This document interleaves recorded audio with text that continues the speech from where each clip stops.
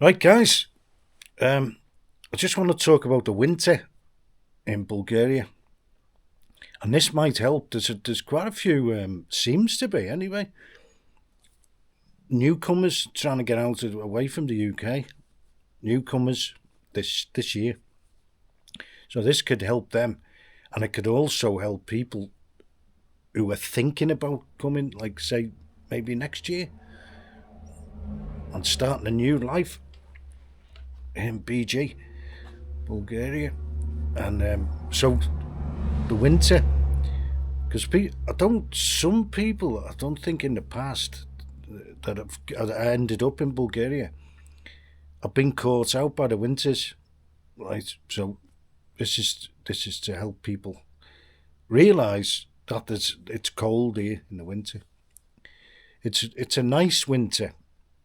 It's not like grim like the UK, just wind and rain and wind and rain. And it's not like that. It's like a Canadian type Siberian winter, which is brutal. But like well, if you're prepared, it can be a nice experience. I like the winters, and always when I was half and half for like 15 years, I was half UK and half Bulgaria. I used to come here in the winter because I liked it. I liked the cold, as opposed to the heat. If I had to choose one or the other, it'd be the cold, and that's what I did. And I used to work in the UK for the summer, spring, summer, a little bit of autumn, and then I'd come here for 6 months. Or it depended on the contracts. Actually, could be longer, could be shorter. Sometimes I spent a whole year here. Not quite, not often, but like I did. If I had a good contract in the UK for like a year and a half, I'd come here for a year then. Anyway, that's another story.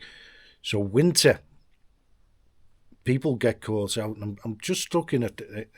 I mean, there's a couple just arrived, the Northerners on tour, and they've got another channel. I'm just kind of, it might help people like that, because they might be. I think they'd said they're going back to the UK in December or the end of this. I don't know. I don't know what the plans are, but I'd say to them, I mean, go to somewhere else. Go to Sicily. I discovered Sicily this year, January. Fantastic. And I'm thinking about like winterizing over there, maybe in the future. And you can get apartments there really cheap for like 2-3 months. In the winter, they do winter lets. And if you're struggling with the winters here, which they may do, I don't know. Because I don't, because I quite like them. But like, so this is about how you can survive and thrive in the winter in Bulgaria. So the first thing you've got to think about is maybe your vehicles, your car, or they've got a camper van, and you've got to get them ready. If you're gonna use them, you're gonna need winter tires, and I don't think their vehicles are suitable anyway. If there's any amount of snow or stuff like that. Anyway, and then you've got to have things in your car. I carry a Norwegian, a Jungulak sleeping bag in my car. People have been buried here in cars in snow and all over Europe, and you just end up in a road, and you go as far as you can, and then that's it.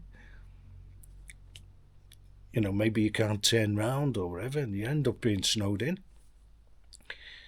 So you've got to have stuff in your car if you're going anywhere, which I wouldn't advise anyway. The furthest I'll go in the winter, in the snow, is to the shops and back. Well, people do. People People still get caught out regularly. I think there was someone last year that died in Bulgaria in the snowdrift. Anyway, if you haven't got the stuff, basic stuff in your car, you've got no chance. You need good clothing. Like I've got, that's another thing I'll get onto. But anyway, that's your car. You got to have a snow shovel. I mean, your battery not so much in the snow, but when it's really, really cold, it'll dissipate. It'll go dead. Anything under like -12, they're struggling. So I've got a trickle charger. Now you can only trickle charge if you're near an electric point, obviously. So I trickle charge mine when it gets, I say -8 and below. And a lot of the chargers these days have got a setting for trickle charging for cold weather. And what it does is it doesn't cook the battery once it's full. And then it'll kick back in as and when required, So that's a good feature. It's a little snowflake. You can set the modes on these battery chargers. And I always carry a snow shovel, a little one, only a little one, which is telescopic. And they're dead cheap. And that's another thing. I mean, you've got to get ready. I'll go on to that now. That's your vehicle. And then you can make sure you've got the antifreeze. They've got super duper antifreeze in Bulgaria. Yeah, it's a must. You've got to get it. Super duper, minus temperature, antifreeze, which may not be what you've got in your car at the moment.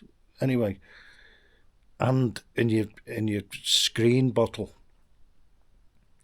windscreen wipers, you can get that stuff as well, which that's less destructive and you can use that. You put it on a rag, right, and just wipe it round your door rubbers, right. WD-40 in your locks on your car, and that'll stop it. You can even put some of that stuff in a spray bottle. The stuff for your windscreen, not antifreeze, that'll destroy your paint on your car if it gets on your paint. The other stuff in the bottle for your windscreen washers, and you can wipe that around your doors and the passenger door if you're going to use that. And because sometimes you can't open the door on the car. So there's that kind of thing, and then so you winterize that, and winter tires. It's not the law here. Someone pointed that out to me last year, and it was true. It's not, but it is if you're going to go out in the snow. There's a caveat. It's like if you're not going to go out, you don't have to have winter tires. It's not obligatory if there's no snow, but what they say is it's got to be roadworthy for the conditions that you're out in. So ice or snow, they would expect you to have winter tires on, but you don't have to have them if you're not going out. So that's the way I interpreted the way they say it. But if you're going to go out in the snow, you need snow tires anyway. Otherwise, you'll have problems. Because it's mainly the tires that do the work. Especially, you'll just slide down hills if you haven't got winter tires. And or you won't be able to get up hills. And 4x4 is a good idea. Most people up around here have got decent cars, 4x4s. Not all of them, most. Some people don't go out in the snow, but they've got to be prepared in other ways for being in.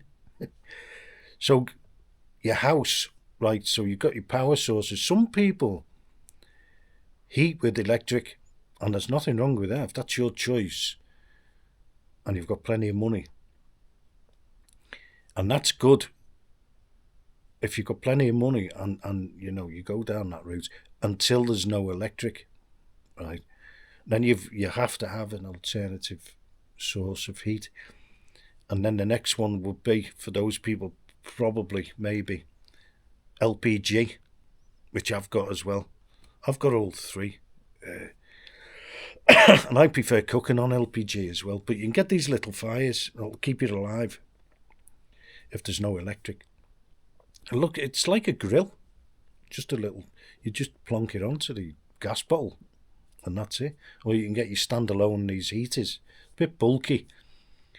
You know, the standalone. You put the gas bottle in the back, inside it. I had one, but I didn't like it.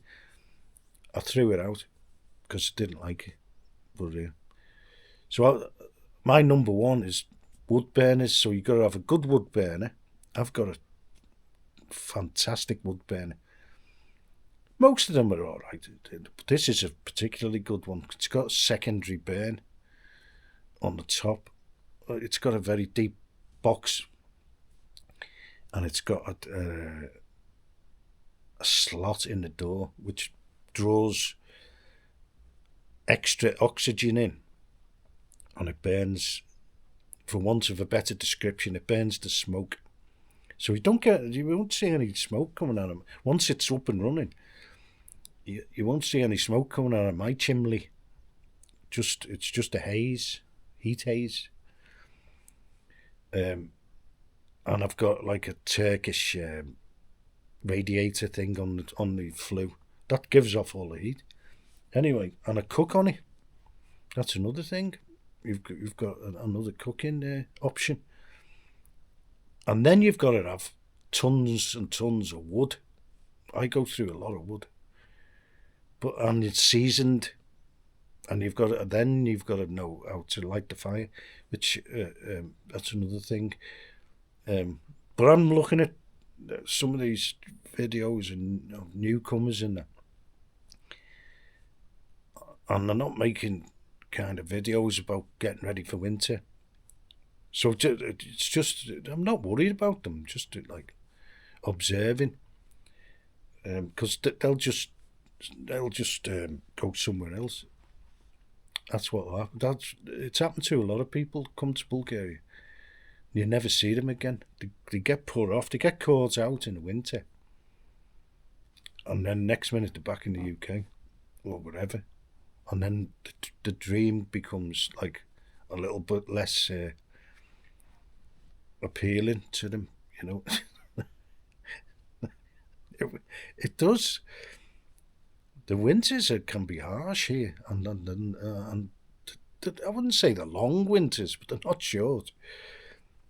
And so then that's that. The heating, you're heating and you're cooking, and then you've got to think about your water, your pipes. It depends where your meter is, your water meter.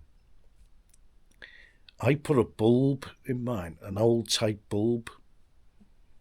You know, the legacy type bulb. You can still get them here, and they're hot.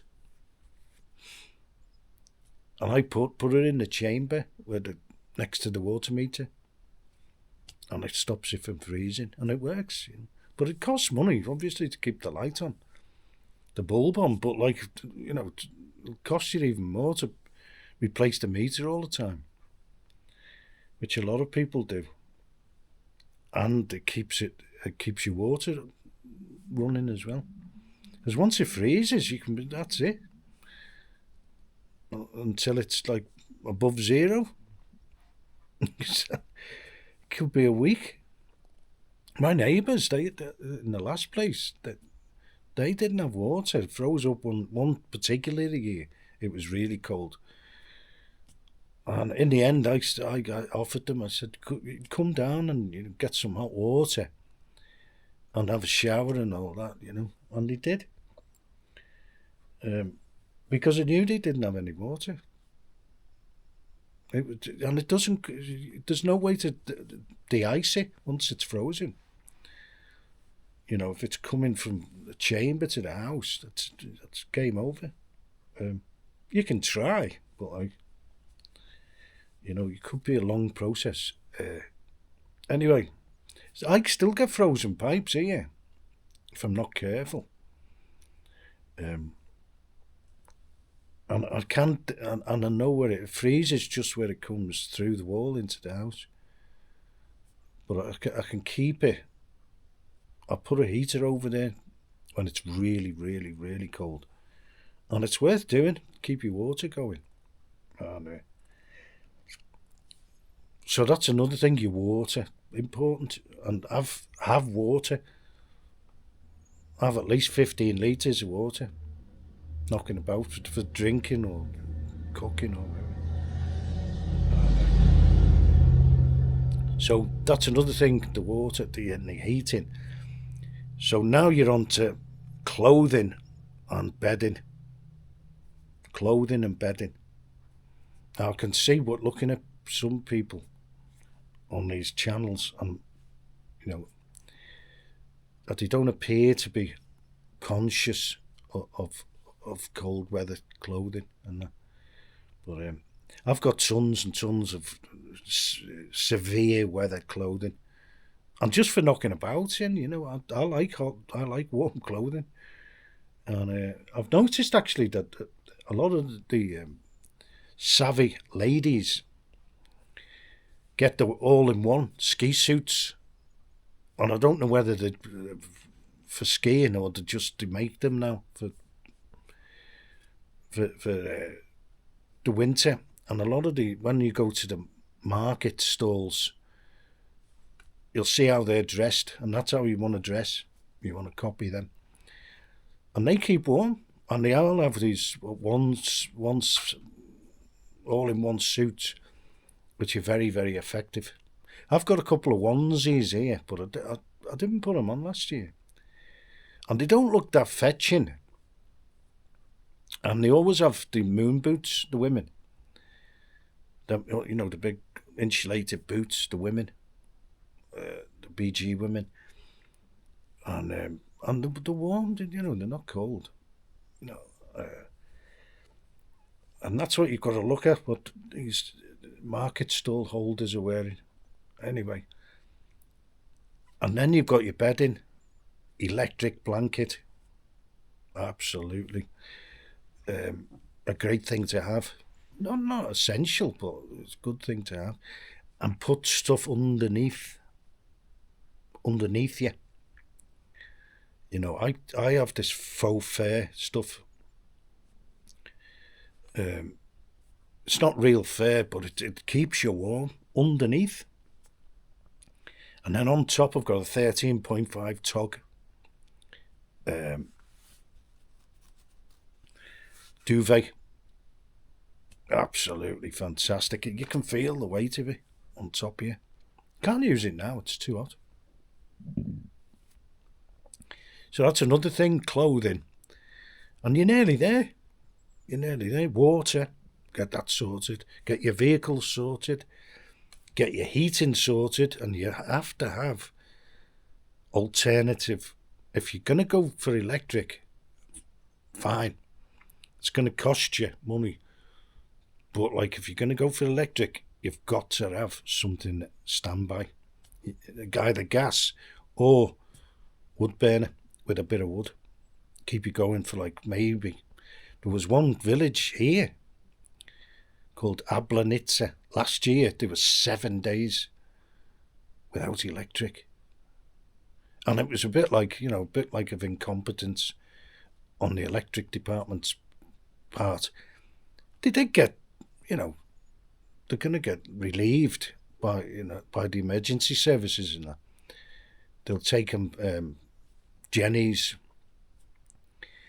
and stuff like that, or they'll buy jennies and get compensated. They got compensated, I think, these people in the village. 7 days.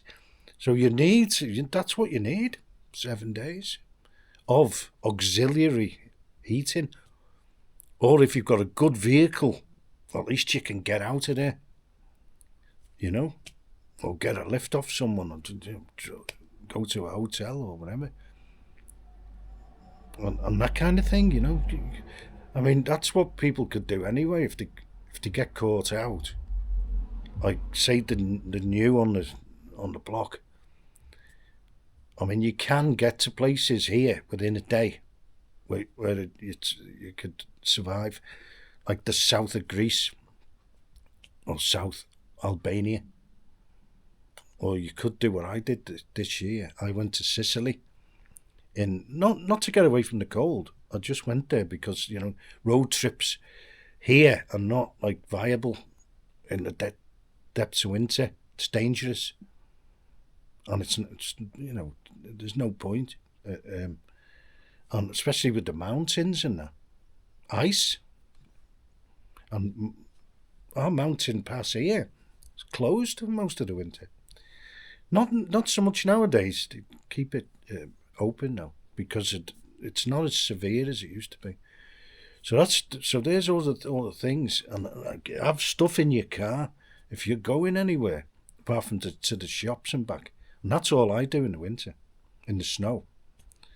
I won't go far because it's first of all it's dangerous because you've got people who haven't got winter tyres in there knocking about, and you see them. They're all over the road. Even here, Bulgarians, they still get caught out. You still get a lot of accidents on the first ice or snow. Ice is worse than snow. Ice is lethal. And even with snow tyres, you still drift around a little bit. And you've got to learn how to drive in them conditions as well, if you're not used to it. Best thing is just absolute minimum for going out. I like going out in the snow when it's not icy, just snow. It's quite easy to learn how to drive in it. And it keeps the car moving as well. That's another thing with the car. Do not leave your car buried in snow because it turns to ice and it becomes a problem. It does. And because the sun gets on it in the day and it kind of melts next to your paint in your car, and then it becomes an ice block. Bit by bit. It becomes ice as soon as the sun goes in, that's it. And it becomes a block of ice. So keep your car clean at all times. Just another tip. So you've got all these tips now. And they might sound common sense, but like people, some people haven't got as much common sense as other people. That's why you need advice. And so there's quite a bit of advice there. Well, the main thing is don't be careful with the electricity. Be careful with your car battery. They just dissipate. It won't work. If it's colder than -12 and you haven't got it on charge, there's a good chance it won't work. After a good freezing night. Especially if the battery's getting a bit older, and then they'll get worse and worse. It doesn't do them any good at all to have your battery. Sometimes they're never the same again after that. But if you keep them charged up, like I said at the beginning. So there's you go, your vehicle, clothing, your house. Now, it's a good idea to get one bulletproof room, which is what I've got here. I've got everything I need in one room. And a lot of Bulgarians, and I used to come in here in some houses and they had beds in the kitchen. And you're like, what's all this about? That's what it was. Because it costs so much to heat the whole house. I mean, you think of a layout of, a 2 up, 2 down in the UK. Most of it's stairs and landing that they heat. Even now, people are complaining about heating. They're mostly heating the stairs and landings. Huge area. So here, I've got one door. Well, the 2 doors. One behind me and one over there. And I live in this space all year round.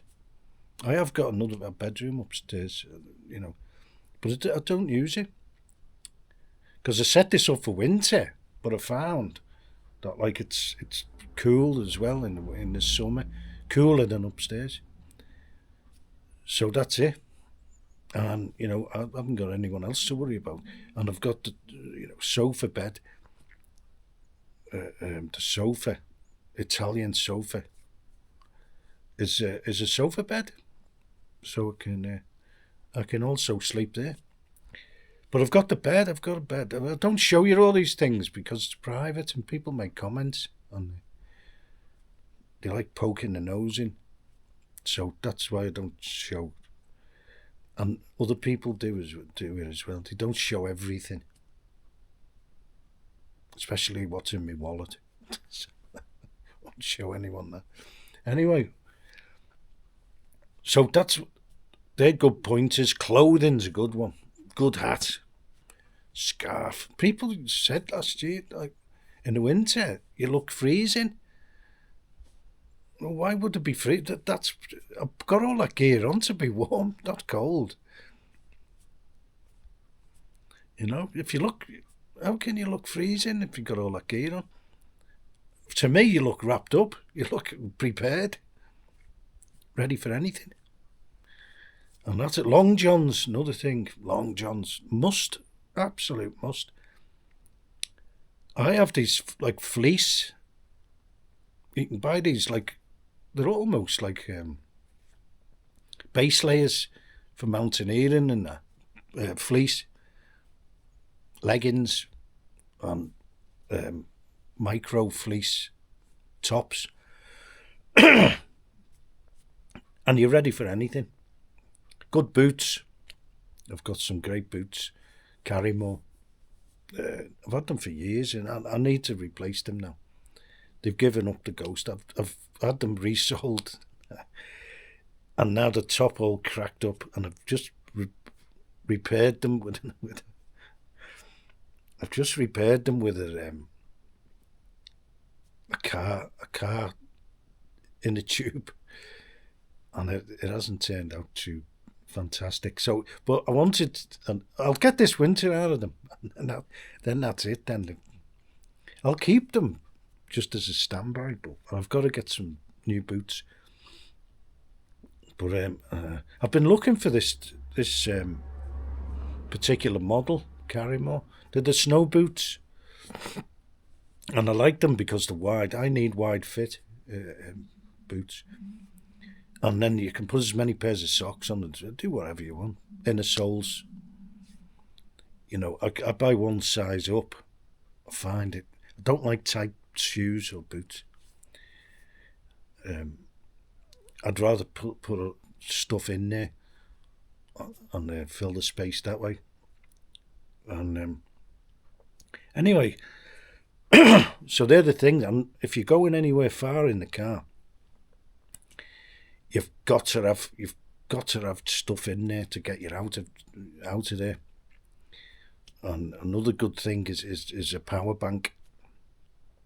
If your battery's going to go dead, at least you can try and phone someone.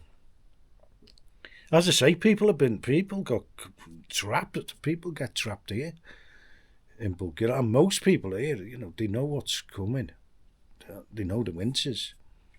But they still get caught out. You can still get caught out if you do something like just make a break for it over like the pass. We better get up. It's gonna snow, and then it snows before they say. People do that, and that's it. You can get trapped.